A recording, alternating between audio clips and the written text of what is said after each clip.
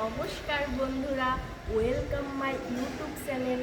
আমি নিত্যায়ন পূজা আপনাদের মাঝে চলে এসেছি ফার্স্ট ভিডিও নিয়ে। তো বন্ধুরা, আমার পাশে থাকবেন, আমার নৃত্য পরিবেশন কী করছি একটু সবাই দেখবেন, আর সবাই একটু সাপোর্ট করবেন।